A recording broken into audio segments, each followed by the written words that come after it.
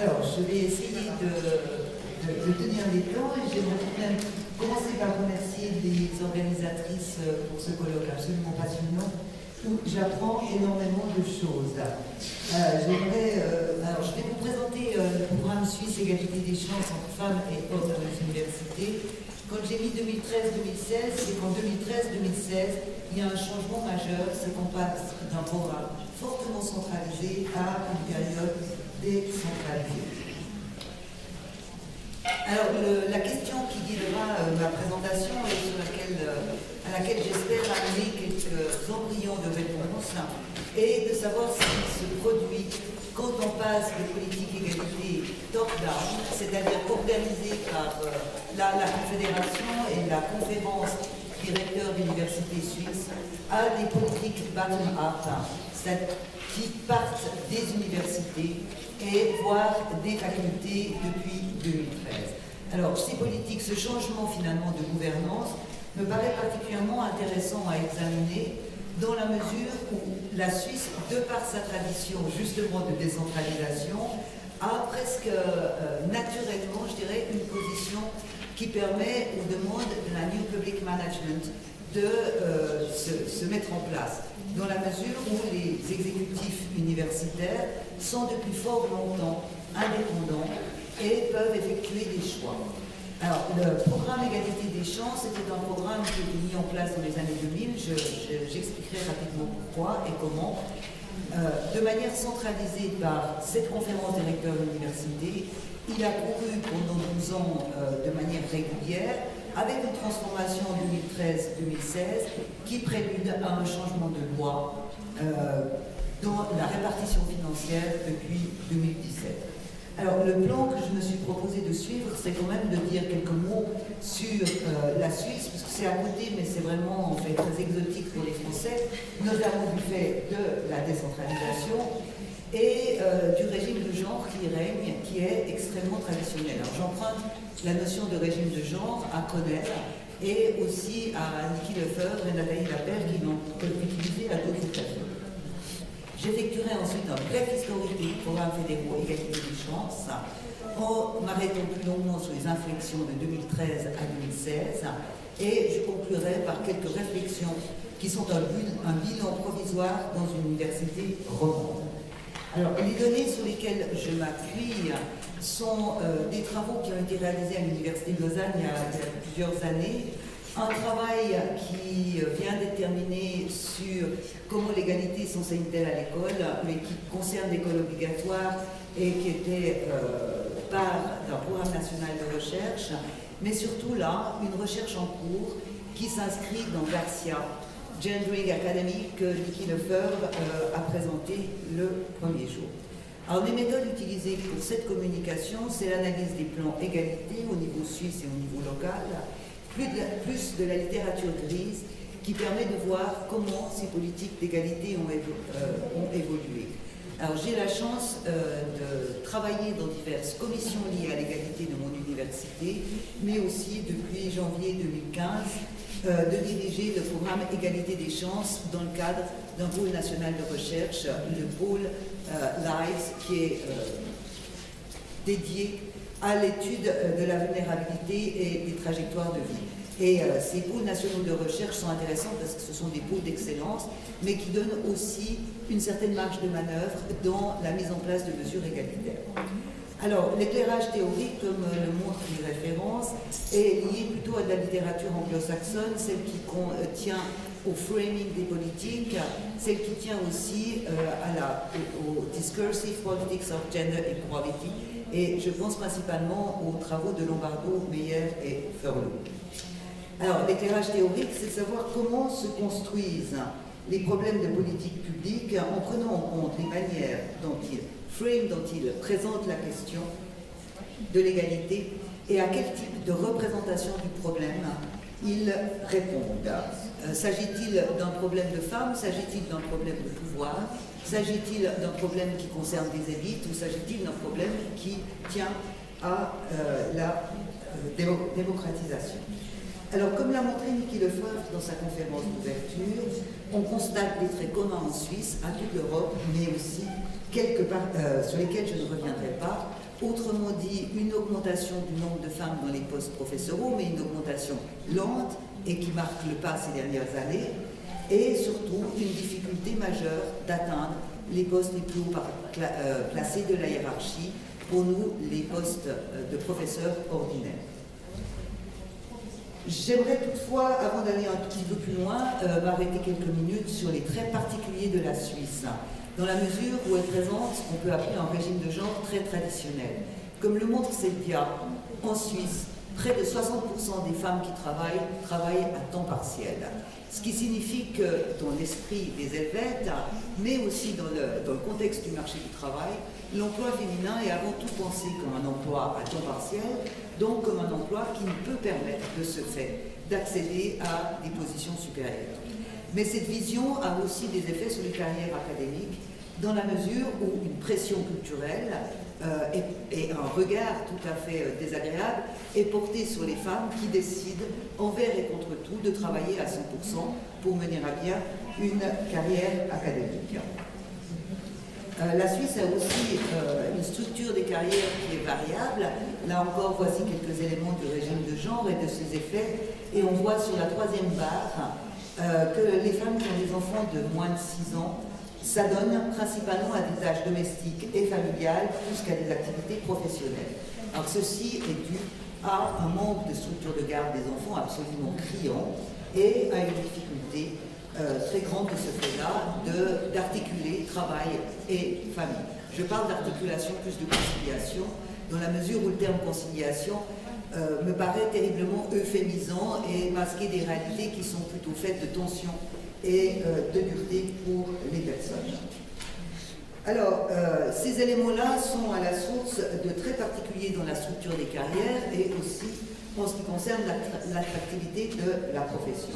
Mais elles sont aussi marquées dans les plans égalité, comme je tenterai de le montrer.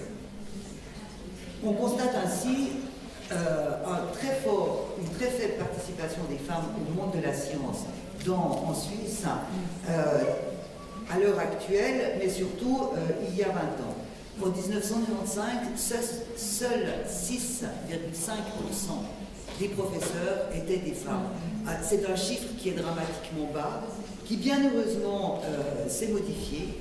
Les changements se sont faits de manière assez rapide entre 2000 et 2008, et depuis 2008, le tassement se produit. Alors, l'amélioration est indéniable, mais on constate, et ça ce sont des chiffres, des tableaux que j'ai empruntés à l'Office fédéral des statistiques, que les ségrégations horizontales et verticales persistent largement en Suisse. Elles s'articulent toutefois différemment selon les disciplines, comme le montrent ces deux graphiques. On constate que le plafond de fer ou de verre est au niveau du doctorat dans les domaines des sciences humaines et sociales, et qu'il se situe bien avant en ce qui concerne les sciences exactes et naturelles, donc ce que j'appellerai par la suite les STEM. Alors, pour pallier à la situation dramatique des années 90 et un retard de la place helvétique au niveau européen, retard visible de par la publication des statistiques, dès 2000 se sont mis en place des plans fédéraux égalité qui avaient pour but, qui se sont organisés principalement sur 3 axes. Alors, on le voit assez mal sur ma dia, j'imagine. Je vais essayer de les préciser. Le premier axe visait à augmenter le nombre de femmes professeurs dans les universités, et il touchait de ce point de vue aux problèmes organisationnels. Le second était lié aux individus puisqu'il s'agit de mentoring, alors que le troisième visait le régime de genre puisqu'il s'agissait de donner des structures additionnelles de soutien aux carrières féminines par des places de garde pour les enfants. Alors ces plans ont eu un effet, mais ces plans ont été renouvelés de manière quadriennale. En 2012, un changement s'est produit, et c'est pour le plan 2013-2016, mais en fait le changement s'est produit dès 2012, où la conférence des recteurs d'université et la conférence universitaire ont décidé de ne plus financer les bureaux de l'égalité dans les universités, donc les institutions en charge de l'égalité dans les différentes universités qui se sont construites pendant ce temps-là, mais de demander aux universités de proposer des plans qui partiraient des demandes locales pour répondre justement aux différences institutionnelles, disciplinaires, facultaires, cantonales et j'en passe.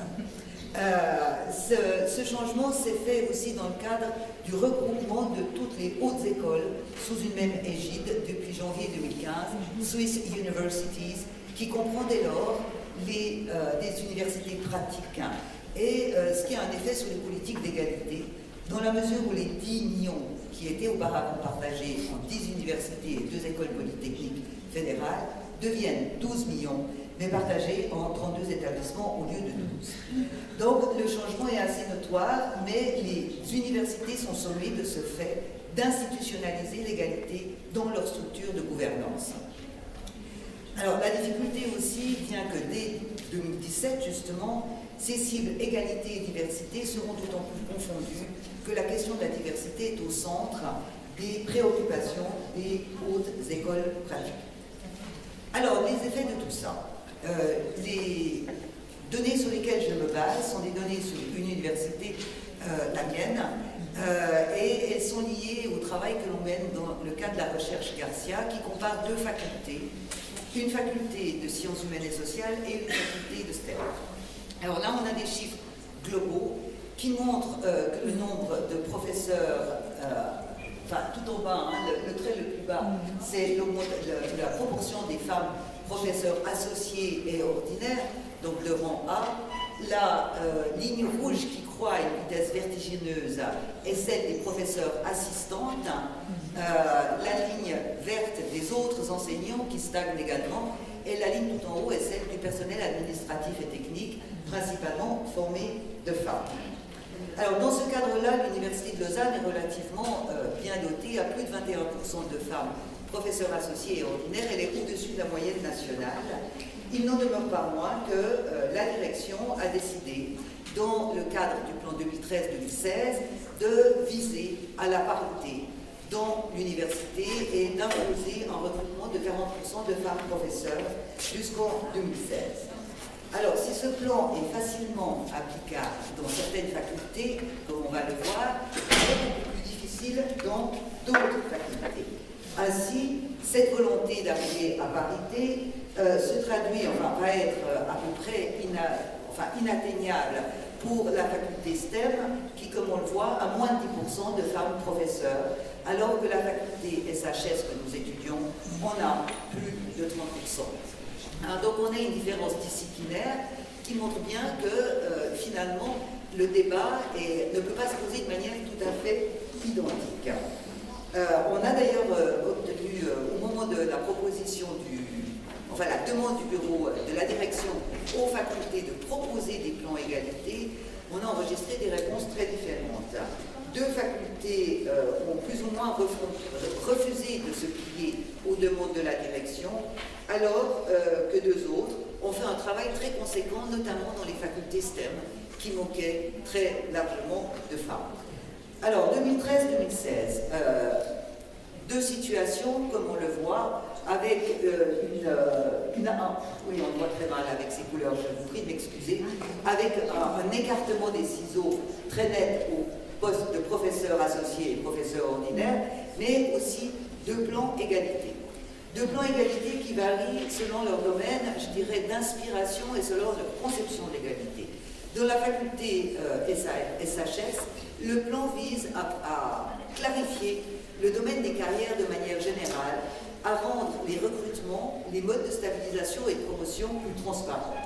Il vise aussi à améliorer l'encadrement doctoral, le work-life balance et le climat de travail. Dans la faculté STEM, et je cite les termes là, il y a un plan qui a été mis en place, une personne a été payée d'ailleurs pour le mettre en place, elle est en poste depuis peu, donc il est difficile de dire quels seront les effets à moyen terme, pour améliorer les conditions de conciliation, guider les femmes en développant le mentoring et la prise de conscience des questions liées à l'égalité, identifier les femmes à haut potentiel et les soutenir dans leur carrière pour les postes professoraux, rechercher proactivement des candidats et des candidates pour les postes professoraux. Si on analyse ces termes, on se rend compte que finalement les inspirations et les conceptions de l'égalité qui sont derrière ces deux plans égalité sont fort différents.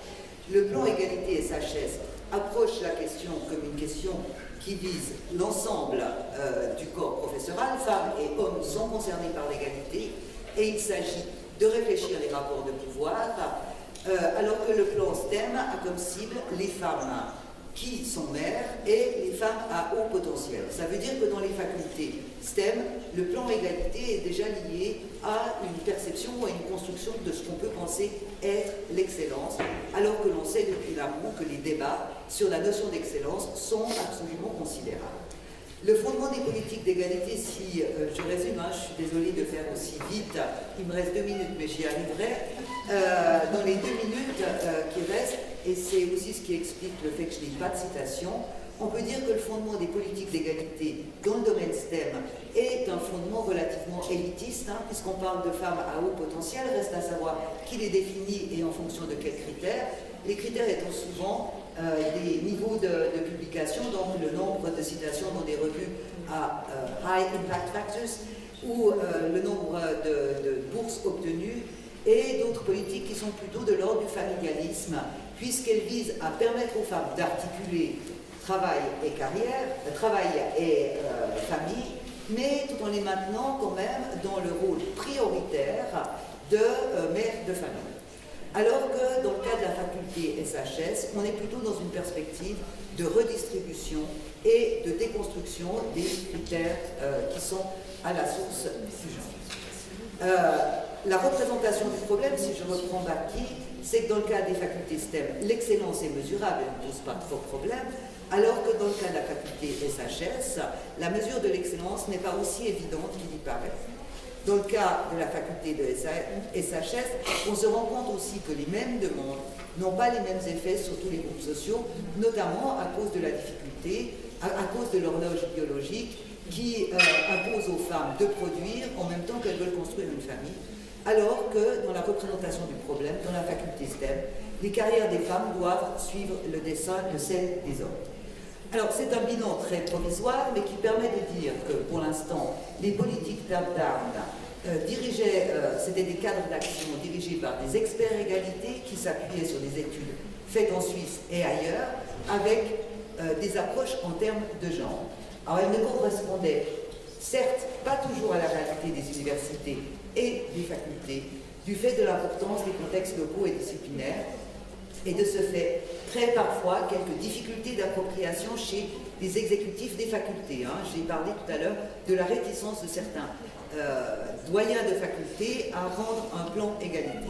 Donc on peut dire que de ce point de vue, le fait de passer de top-down à bottom-up pourrait être un avantage puisqu'il y a de meilleures possibilités d'appropriation des politiques égalité et de les tailler plus directement en fonction des besoins des facultés dont on a vu qu'ils étaient très différents. Par contre, cela semble quand même un tout petit peu délicat, puisque ces politiques bottom-up s'inscrivent précisément dans les contextes tels qu'ils sont et tels qu'ils construisent les problèmes. Donc s'adaptent aux traditions facultaires et disciplinaires, ne les questionnent pas. Donc on risque de se trouver avec des politiques qui approchent l'égalité comme une question liée à la variable sexe, prioritairement, plus qu'au rapport de pouvoir, comme on le voit un peu dans la politique mise en place dans le domaine STEM, avec une disjonction, avec une lecture en termes de genre et de rapports sociaux hiérarchisés et bipolarisés. Alors, cette conclusion, et j'ai 2 mots encore, je crois que j'ai tout le temps 2 mots. Cette conclusion m'est également inspirée par les travaux qu'on a fait sur l'enseignement obligatoire et qui montraient que quand il y avait, en 1993, il y a eu une circulaire au niveau central qui demandait que les enseignants soient formés aux questions de genre et aux questions de stéréotypes. 93. Cette circulaire, elle est restée lettre morte dans les cantons et elle s'est totalement dissimulée, diluée. L'intention s'est diluée finalement dans des politiques locales d'éducation, puisque l'éducation reste dans les mains des cantons, qui ont pu très largement faire passer à la trappe la question d'égalité filles-garçons, derrière d'autres problèmes qui leur semblaient plus urgents, notamment l'échec des garçons, selon les tests PISA. Alors on retrouve, et c'est pour ça que je me permets de faire cette analogie, on retrouve quand même des points communs entre les politiques au niveau de l'enseignement supérieur et les politiques au niveau de l'école obligatoire, qui sont des analogies autour de la manière dont on mesure ces politiques et dont les cibles sont désignées par un chiffrage, dont on qualifie l'excellence, chiffrage en ce qui concerne les politiques supérieures par je dirais la qualité du dossier scientifique, et chiffrage en ce qui concerne l'école obligatoire par les résultats PISA. Donc on se réfère à ces différents résultats qui paraissent inquestionnables puisqu'ils sont faits de mesures chiffrées pour modifier les politiques et finalement ne pas vraiment tenir compte des questions d'égalité entre femmes et hommes en termes de principe de justice. J'ai terminé et je vous remercie. Merci beaucoup. Nous ne pouvons pas parler sur notre recherche en français en plus de détails, alors nous pouvons continuer en anglais. Yes, our presentation is titled by Career Path, Professorial Appointments and the Effects of Inequality Law. And our presentation will be based on the results of the Gender Report 2013. It's a study which we did in North Rhine-Westphalia, and it is written by Beate Kortendijk, Ulla Hendricks, Jennifer Nigel and me. And in this study we analyzed the gender inequalities in 37 universities in Germany, in North Rhine-Westphalia. It's the biggest state of Germany and it has the highest population of universities. 37 public universities and I think around 70 or 80 universities at the moment. Yeah, our presentation is structured as follows. First of all, we would like to give you a short introduction to the situation of the horizontal and vertical segregation in Germany, which will be illustrated through the statistical findings of the Gender Report 2013. And it will also include the proportion of women and men in executive positions and in governing bodies. In the second part, we will focus on the career path experiences of professors in Germany. This is a study within the Gender Report 2013. And we will focus there especially on two questions. First of all, what are beneficial and hindering factors for women and men during an academic career and in professorial appointments? And how can a quota and equality law like the LGG, it's called Landesgleichstellungsgesetz in Germany, influence recruiting and professorial appointments? And then we will end with a conclusion. Yeah, first of all, the horizontal segregation in Germany is under review. The following figure shows the different fields of study and the shares of female and male students as well as professors. With over 60%, you can see a high percentage of women in fields of study as linguistics and cultural sciences, art, agriculture, forestry, and nutrition sciences, as well as human medicine and health.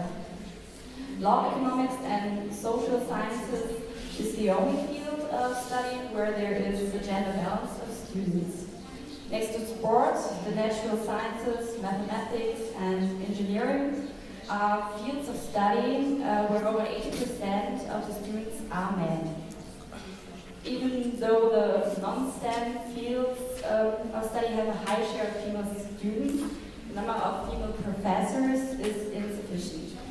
For instance, there are only 37% female professors in the linguistic and cultural sciences, twice as less as students.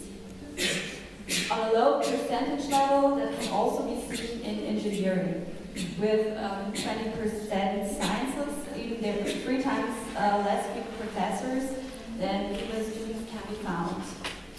For the subjects human medicine and health, the situation looks even worse.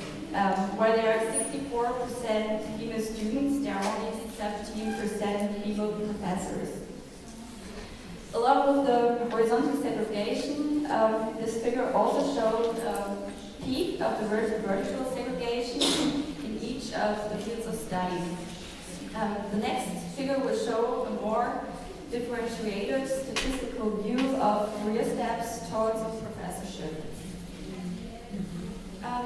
Diagram shows the overall proportion of women in North Rhine-Westphalia, Germany. More women than men are graduates, even though slightly more men than women are students. You can also see that with every stage of the academic career, the number of women drops. The lowest percentage of women can be found at the highest paid professorships, whereas the lowest paid, the junior professorships, have about 35% females. For a junior professorship, it is not required to have like a habilitation, like a postgraduate diploma anymore. So it's enough if you have a doctorate. The high number of female junior professors and recently a steady growth of the share of women with doctorate degrees nearly parallel to the professorships and a stable number of full-time academic staff points to more gender equality. But at the same time, the underrepresentation of women in top positions, not only on the professorial level, can no longer be justified. Yeah, and it is for this reason that the Research and Coordination Office of the Women's and Gender Research Network, where we work, evaluated the share of women in executive positions and in governing bodies in higher education for the 37 universities in North Rhine-Westphalia. As you can see in the diagram, only every fourth top position in higher education in North Rhine-Westphalia are held with a woman. You can find the highest participation of women, 42%, in the University Council. It's called the Hochschulrat, which is an advisory board for a university in Germany. This board is quite new and members are selected, thus can be influenced by gender equality policies in top positions, and also the prestige plays a really big role in it. The lowest participation of women can be found at the faculty level. There's only every 10th dean female, though including vice deans and academic deans, there's a higher participation of women in total, around 16%. We think that this is a result which needs to be further analyzed in the next years. As concerning the head of the universities, only 7 out of 37 universities are led by a woman. The statistical findings show that women in top positions are still underrepresented in German higher education. The following part focuses on the results of the part study of the Gender Report 2013, Career Paths and Professorial Appointments. This part is based on a mixed method study about academic career paths and professorial appointments in Germany. It includes focus interviews, expert interviews, and an online survey with over 1,700 professors in North Rhine-Westphalia, Germany. We mainly focus on the results of the online survey for today. The career path experience in the study revealed individual challenges for people aiming a career in higher education. We focus on the following questions. What are beneficial and hindering factors for scientists aiming for a professorship? What kind of challenges are women and men facing in professorial appointments? And what can those positive and negative experiences teach us on how to reduce horizontal and vertical segregation in higher education? So what are actually factors who were beneficial for female and male professors along their careers in higher education? What was hindering? Two beneficial factors for female professors are crucial: mentoring and the support of the doctoral supervisors, as well as networks and contacts to other scientists. With a strong initiative, women are visible to others who have networks and can praise for the woman with professorial potential. As a third that initiative and commitment seem to be very good for a career in higher education. Whereas male professors also think that networks are crucial and the number one beneficial factor. Furthermore, other factors seem to be more important for them. More accountable qualification as publications or non-university experiences and good expertise or specialized knowledge were determined. The women have still family and care responsibilities rather than men is also shown by the mentioned beneficial factors. For women, the support of partner, family, and private environment is the fourth crucial factor. For men, this factor is not one of the 10 most important. Yeah, at the same time, we also asked the professors about the hindering factors during their career path. And here it is striking that nearly 1/3 of the female professors said that the most challenging was the reconciliation of family, children, and of partnership, which was 3 times more than men mentioned it. For male professors in general, it is a crucial hindering factor if you are not connected in the scientific community of your field. The second most answered hindering factor for women and the third for men is the lack of support of superiors and doctoral supervisors, as well as undedicated mentoring. In Germany, the doctorate is much more entangled with a doctoral supervisor called the Dr. Vater or Dr. Mutter, Dr. Father or Dr. Mother, and therefore can be a crucial factor for success. Women seem to think as well that characteristics as being introverted, not assertive or not able to work under pressure affect the chances of getting a professorship. Interesting is as well one hindering factor mentioned by female professors. They said that having the wrong gender seems to be a factor in the scientific world. These mentioned beneficial and hindering factors are important to understand the path toward a professorship. Although the actors of higher education insist on the meritocratic practice of selecting the best candidate, performance is a social assignment process defined by the scientific community. And the Gender Report 2013 confirms the findings of scientific studies which have shown that the characteristic of being female still functions as a downgrading modus for women, a phenomenon which unconsciously causes a gender bias. The last crucial and hindering factor on the path to a professorship is the professorial appointment. So we asked the professors in our study what kind of individual challenges are women and men facing in the professorial appointments.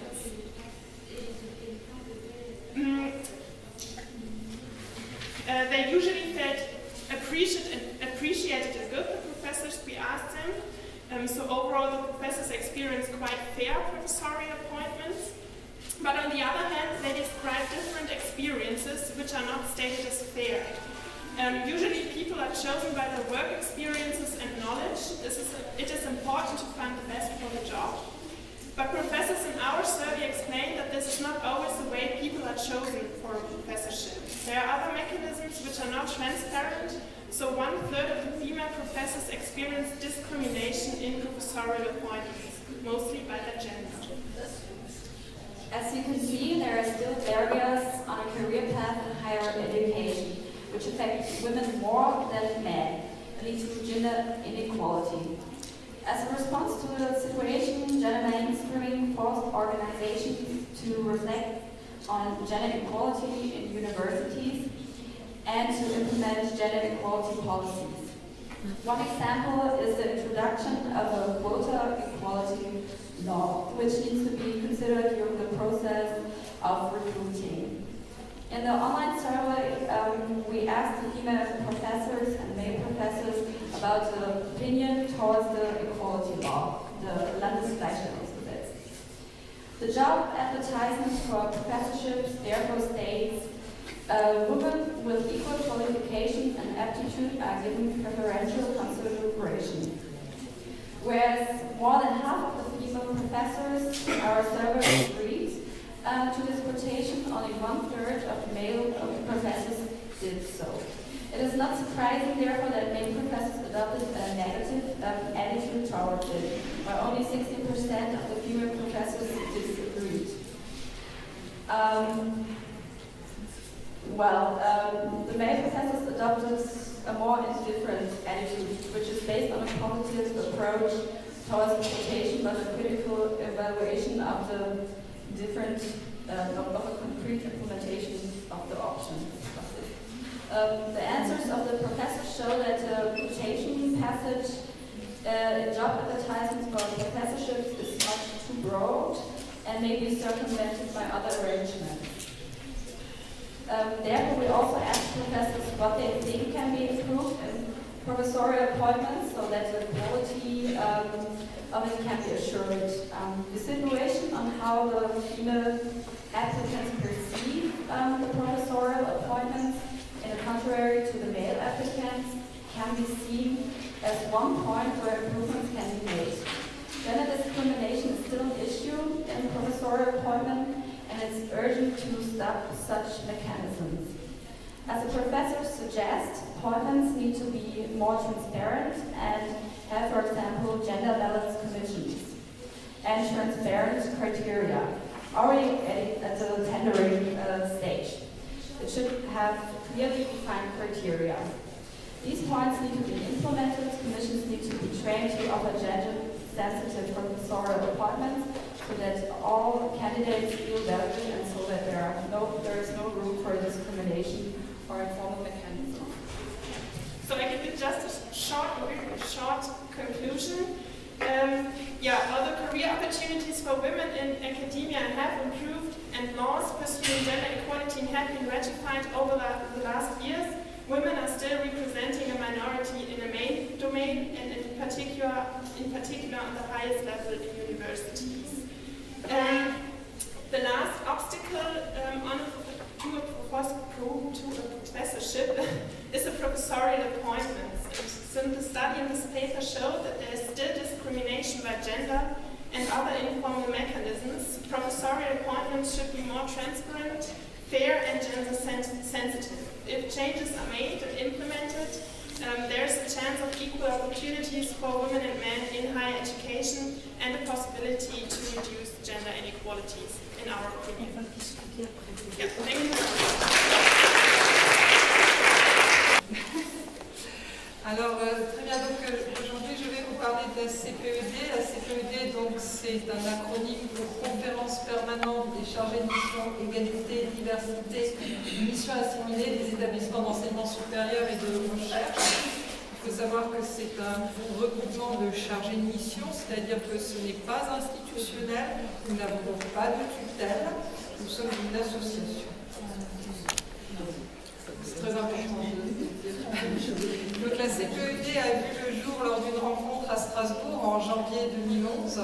À ce moment-là, il faut savoir qu'en France, il y avait 81 universités, donc 73, mais que sur ces 81 universités, je n'avais pu repérer que 17 missions qui avaient des noms différents, égalité femmes-hommes, laïcité, égalité des chances, qui à ce moment-là s'entendait encore comme égalité des chances femmes-hommes et pas uniquement étudiants, les mots ont évolué, et puis d'autres noms.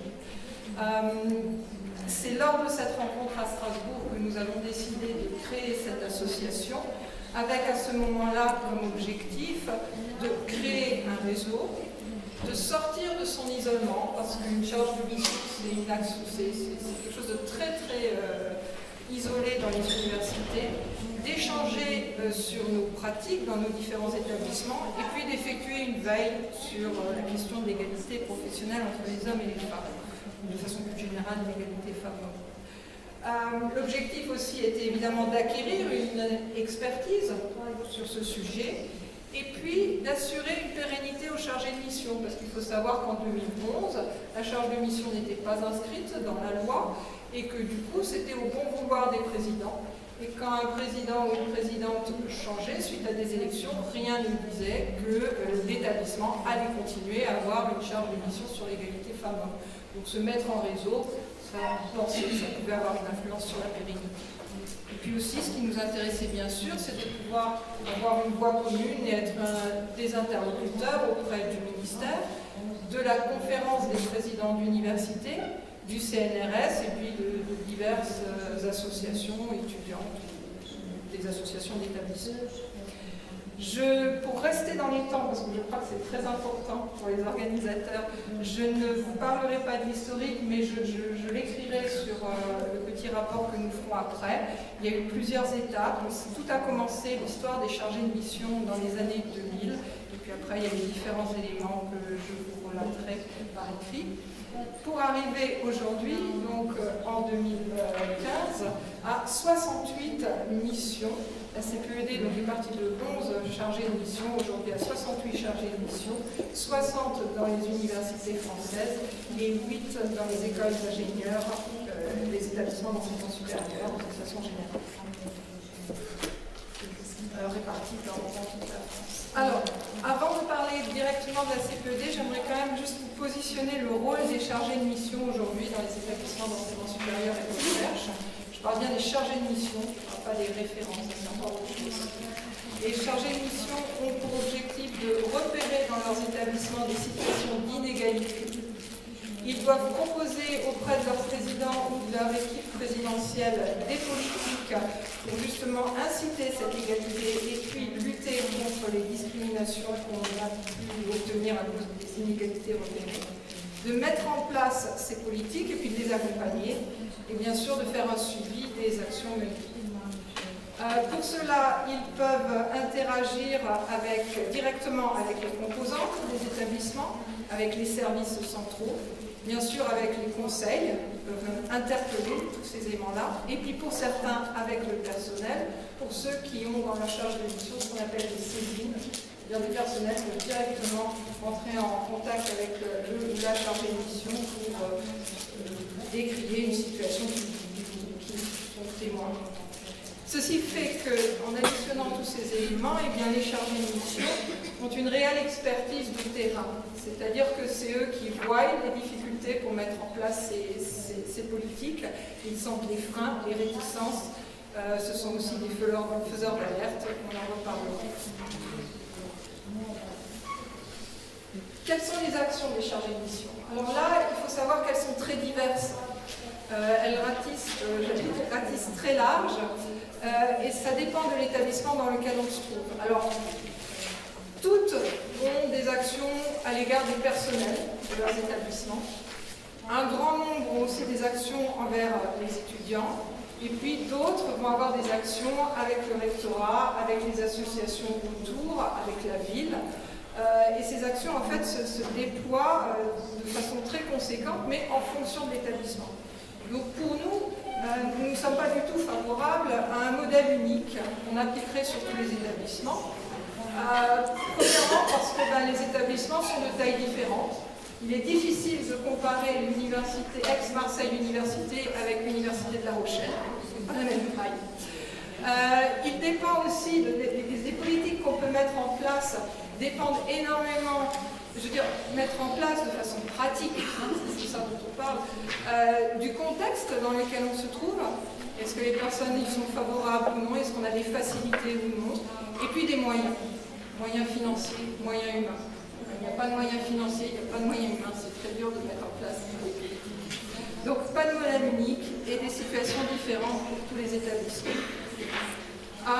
Les modes de fonctionnement qu'on observe aujourd'hui en France sur ces charges de mission, alors la majeure partie des chargés de mission, ce sont des personnes assez seules, qui sont rattachées à l'équipe présidentielle, et d'ailleurs même choisies par l'équipe présidentielle. Idéalement, on aimerait qu'un ou une chargée de mission soit directement rattachée au président, ou à la présidence, pour être une sorte de petite Jiminy Croquette, là, Croquet qui tape toujours sur l'épaule pour dire « Hé, rappelez-vous que dans ce choix politique », dans la pratique, ça ne se fait pas. Un grand nombre est rattaché à la première vice-présidence des universités. Alors ça, c'est assez bien parce que ça assure une transversalité des actions. On peut faire des actions en recherche, on peut faire des actions sur les étudiants, on peut faire des actions sur les personnels. Et d'autres sont rattachés à la vice-présidence ressources humaines. Le statut est un statut délicat parce que si les services centraux comprennent très bien ce que c'est qu'un président et des vice-présidents, le statut de chargé de mission est plus flou pour eux. Et on s'aperçoit que dans l'exercice de la mission, c'est souvent difficile d'avoir un impact fort à cause de ce point de statut. Et donc les lettres de mission qui sont associées à toute charge de mission sont extrêmement importantes pour légitimer la personne dans ses actions. Après, on peut aussi avoir des vice-présidents dédiés. Alors ça, c'est bien, je trouve que c'est très bien, c'est-à-dire on n'a pas un chargé ou une chargée de mission, mais carrément une vice-présidente ou un vice-président à l'égalité. On peut citer, il y a 3 cas actuellement, il y a Avignon, l'Université d'Avignon, Poitiers, l'ENS Rennes, et puis il y a aussi des personnes qui, on ne va pas les appeler chargés de mission, mais qui sont des vice-présidents ou des vice-présidentes ressources humaines principalement, et qui vont avoir en plus cette action sur l'égalité femmes-hommes. Et puis il y a des équipes élargies, alors ça c'est beaucoup plus rare, mais c'est sympathique. On a par exemple une chargée de mission, là on parle de Aix-Marseille Université, qui a pu mettre en place des référentes dans chacune des composantes de son université, qui dispose d'un secrétariat à 50%, et puis d'une assistante à 70%. Donc là, on va parler d'un système déjà bien élargi, avec une possibilité d'action assez forte. Et tout récemment, à l'Université de Haute-Alsace, s'est vu former une équipe élargie composée, alors là non plus, pas de chargé de mission, mais en fait ce sont des vice-présidents et des vice-présidentes associés au directeur général des services qui ont décidé de former une commission à eux pour gérer toute cette politique d'égalité femmes-hommes dans leur établissement. Alors ça c'est tout nouveau et ça risque d'être très prometteur. Et puis bien sûr il y a le pôle égalité. Ça c'est très similaire à ce qu'on voit dans les autres pays d'Europe, dans les autres universités d'Europe. On a toujours une personne politique appuyée à un service. Ici en France, il y a un seul cas, c'est l'université de Paris 7, Paris Diderot. Voilà. Alors ça c'était pour faire le point sur ce que sont aujourd'hui les charges de mission égalité en France. Et puis parlons un peu plus particulièrement de la CPED.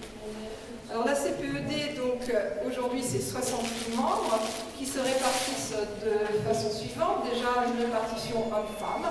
Nous avons 14 hommes à la CPED. C'est très important, c'est important d'avoir leur voix, d'avoir leur approche.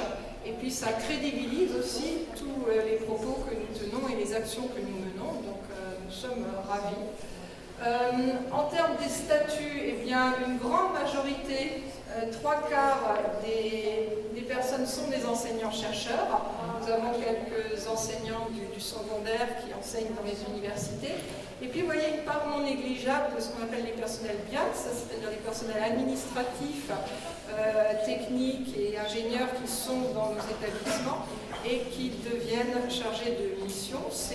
Alors, on en avait eu, puis ils ont un peu disparu, puis ils reviennent. Alors, ils avaient un peu disparu parce qu'ils expliquaient que c'était difficile d'appliquer une politique d'égalité de femmes-hommes dans l'établissement par rapport à leur statut de personnel BIATUS. On pourra le réévoquer, mais ils reviennent et nous sommes ravis parce que tout ceci nous permet d'avoir un regard très complet sur non seulement les enseignants-chercheurs, mais aussi les personnels BIATS qui composent l'université. En termes de champ d'activité de nos membres, vous voyez que tous les domaines sont représentés. Historiquement, la part des sciences naturelles était beaucoup plus importante.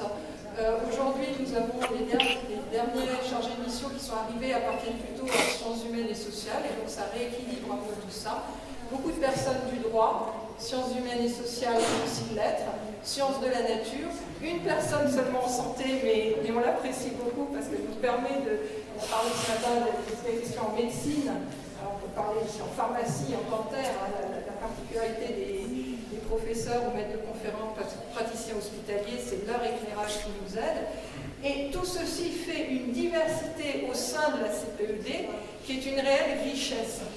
Parce qu'à chaque problématique qui vient, nous pouvons faire appel à des interlocuteurs qui connaissent la composante, qui connaissent la discipline. Et là, on voit par nos échanges que c'est une réelle source de richesse qu'il ne faut absolument pas négliger. Voilà. Alors, le fonctionnement de la CPED, c'est une association, mais c'est une association d'établissement. C'est-à-dire ça a été une volonté des chargés de mission de se regrouper, et on a tout de suite compris qu'il était important que ce ne soient pas les individus qui cotisent à la CPED, que ce soit les établissements qui y cotisent et qui envoient les chargés de mission à nos réunions. Bien sûr, il y a des statuts, il y a un conseil d'administration et il y a un bureau qui se réunit tous les 2 mois et qui est très actif et qui permet à l'association de se développer. Le fonctionnement de la CPED, eh bien, il est sur, je vous disais, des échanges de pratiques qui se déclinent en 4 éléments que je vais vous exposer dans le transparent suivant en plus de détails. Et il constitue aussi le fonctionnement de la CPED avec énormément d'interactions. Nous avons des interactions donc avec la conférence permanente des universités, avec le ministère, avec le CNRS. Nous avons été auditionnés, on reste en contact avec l'Assemblée nationale et le Sénat. Et puis nous avons aussi les associations.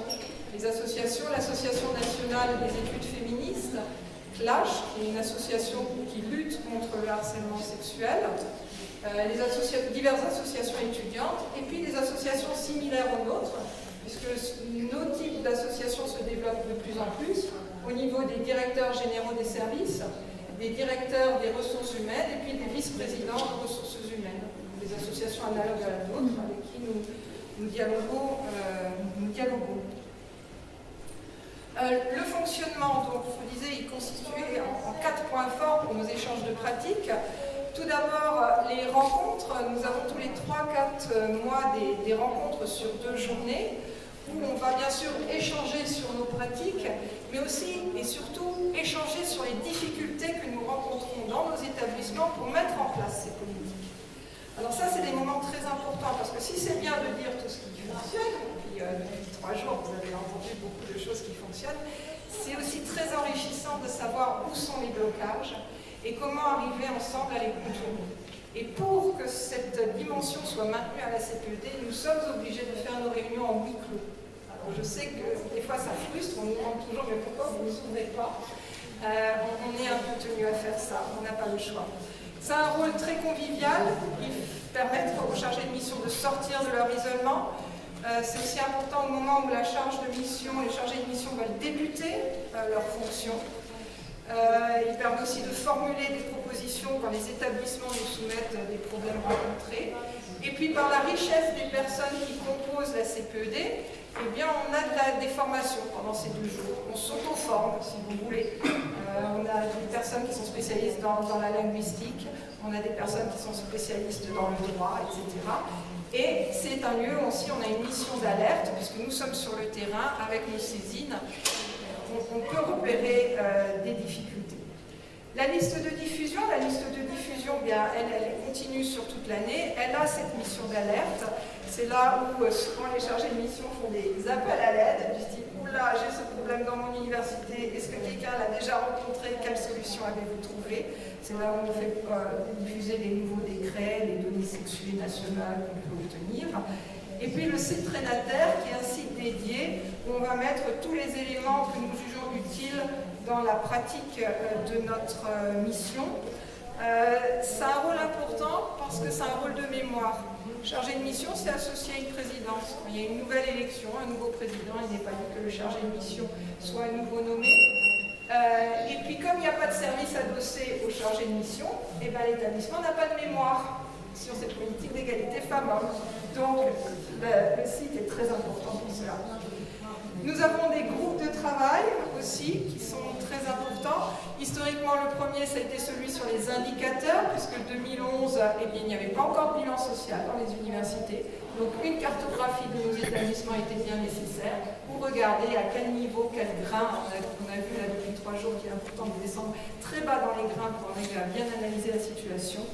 Nous avions un groupe de travail sur les comités de sélection qui a permis justement de faire une alerte, de remonter une alerte auprès du ministère en disant attention, dans nos établissements, plus de la moitié des comités de sélection, c'est-à-dire les jurys de recrutement pour les enseignants-chercheurs, étaient tenus à 90% par des hommes, voire 100%, c'est énorme. Alors, il n'y a plus de raison d'être, 1er janvier 2015, 40% d'un même sexe, moins des enseignants-chercheurs. Donc, ce groupe de travail va disparaître. Usage du féminin dans les différents documents que produisent nos établissements, suivi de l'application de la loi du 22 juillet 2012 avec une 13, merci Colette, excuse-moi, il y a un peu de frappe, merci beaucoup, je corrigerai. Et puis plus récemment, le dernier né, c'est un groupe de travail sur le harcèlement qui permet de faire des partages d'outils et de pratiques pour la prévention du harcèlement et des violences sexuelles et sexistes, l'accompagnement des victimes et l'action disciplinaire. Alors, ce groupe a été important parce que ça nous a permis, en tant qu'association, d'avoir une action conjointe avec l'ANEF et CLASH, où il y a eu une réunion le 28 novembre 2014 pour un échange de situations et de pratiques, et ça va donner lieu à un vadémécum. On voit l'importance. Il y a aussi des actions communes. Je vous ai parlé des alertes auprès des institutions, la rédaction d'analyses. On a fait un article dans le livre blanc de l'ANEF, des propositions, on a fait des propositions pour les assises, regroupement de données, etc. Je vais donc faire ma conclusion. Quels sont les résultats, perspectives et défis? Donc, la CPED, c'est un travail en réseau qui est important pour interagir avec d'autres réseaux. Individuellement, les chargés de mission ne pourraient pas, pour interpeller les institutions, et puis aussi pour être de force de proposition, et puis surtout d'avoir cette expertise de terrain. C'est aussi un travail en communauté, accueil des nouvelles personnes, l'entraide, d'entraide entre nous, et puis de stimulation. Les gens qui viennent aux journées de la CPED disent après « Oh, ben c'est génial, ça m'a redonné un coup de pouce, j'étais totalement déprimée, mais là c'est bon, je repars ». Et puis, Colette Guillaupé ici disait hier, et je suis tout à fait d'accord avec elle, c'est un lieu de rencontre improbable. Quelle était ma probabilité, moi physicienne, de rencontrer des personnes en droit? Quelle était ma probabilité de rencontrer des sociologues? C'est très riche. Travail de promotion aussi, parce que ces charges de mission, beaucoup d'entre elles n'ont pas de moyens, ni humains, ni financiers, pour mettre ces politiques en place. Oui, il y a eu la charte signée avec le ministère qui promettait des moyens financiers et humains, mais on n'a pas encore vu la couleur de ces moyens-là. Donc la CPED peut en commun les réclamer pour les chargés de mission. Et puis faire reconnaître la fonction, il faut quand même savoir qu'il y a encore 10% d'entre nous, il y a 7 chargés de mission qui n'ont aucune reconnaissance, ni horaire, ni prime du travail qu'on leur demande de faire dans leur établissement. Ils ont aussi besoin de la CPED. Et puis je terminerai par les défis. Quels sont les défis futurs? Eh bien moi je les vois doubles. Le premier défi, c'est ce qui nous attend là en mars-avril 2016. La majorité des universités françaises vont avoir des élections. Donc nous allons forcément avoir un renouvellement très important des chargés de mission. Et donc là, il faut à tout prix éviter que les personnes qui vont être nouvellement nommées dans ces fonctions-là recommencent tout. Et là, on espère que la CPED pourra jouer ce rôle, en fait, de les accompagner dans cette transition. Et puis la CPED, c'est une association. Et qui dit association dit qu'elle ne peut vivre que parce que les membres apportent à l'association le temps, les données, l'énergie. Alors, je suis assez confiante, vu les personnes qui m'entourent, qu'elle continuera, mais ce n'est pas une institution, la CPED, c'est une association, et il ne faut pas l'oublier, elle doit vivre.